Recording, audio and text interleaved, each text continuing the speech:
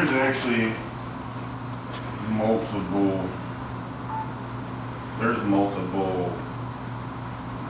things that are wrong with co-op. And, you know, I've been slandered, called a white supremacist and a racist. And now, just as of this last week, I found out I was called a transphobe too. And, you know, as someone who's actually stood up for all kinds of people and that's Jewish and who's actually, you know, chased white supremacists out of the community and was starting with punk rock shows when I was a little kid, because the neo-Nazis started invading punk rock shows. You know, I find it pretty offensive. And then, you know, for one person, Bud, to say that, it's one thing, and it should have been dealt with pretty early on instead of just swept under the rug and then everything turned around on me to make me seem like this arch super villain just because I want Coab and Coco to deal with me being slandered by a member of the board on an official Coab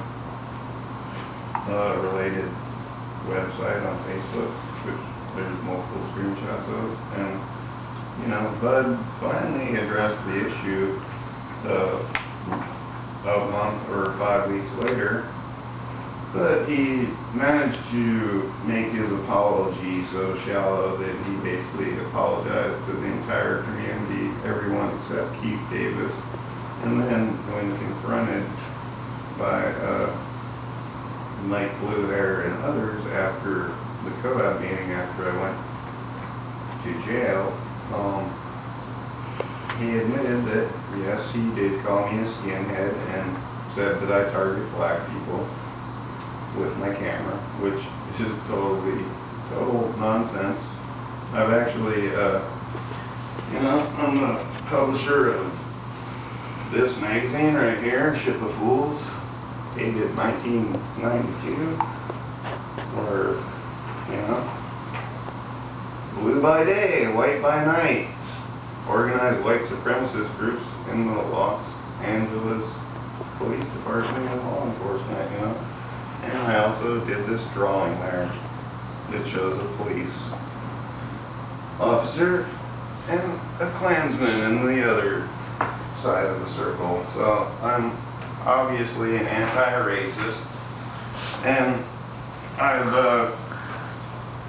you know, written and been in contact with multiple members of the Black Panther Party in prison and jail. I was involved in prisoner outreach, the Anarchist Black Cross. That magazine right there, any prisoner got a free subscription. There's multiple letters in there, even with political prisoners like Sundiata Acoli, who's actually still in prison.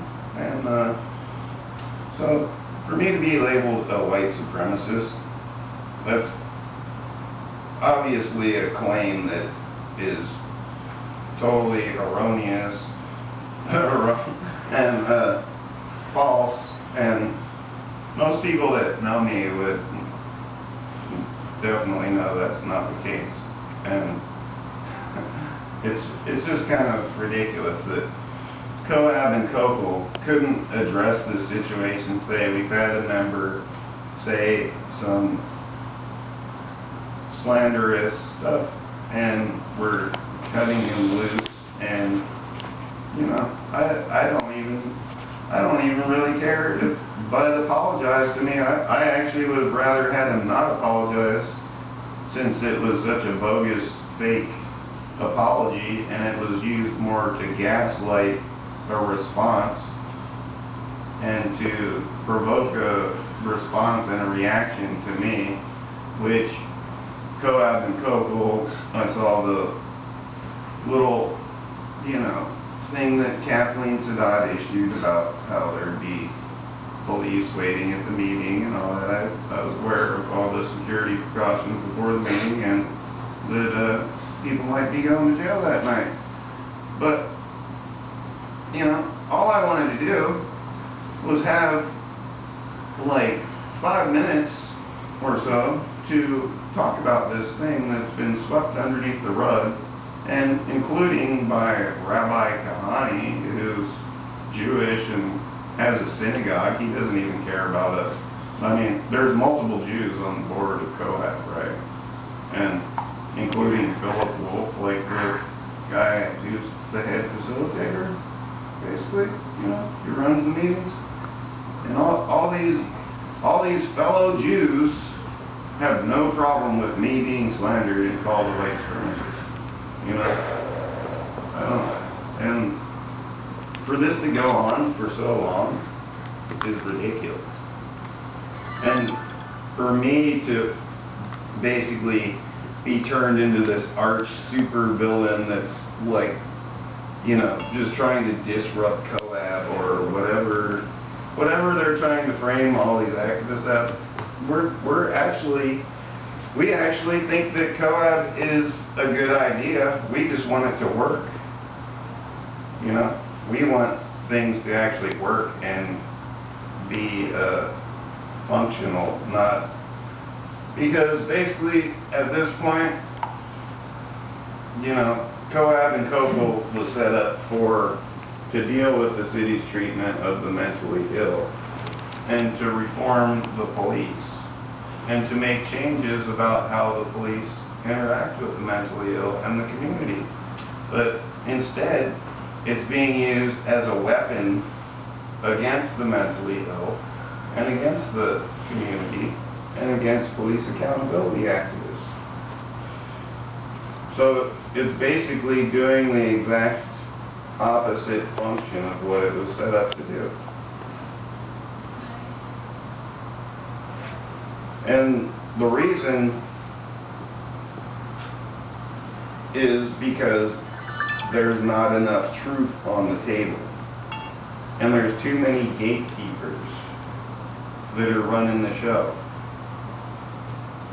And I think that, you know, if there's going to be a bunch of new members and new people running Coab and Copel, it needs to be run entirely differently and actually be functional, you know.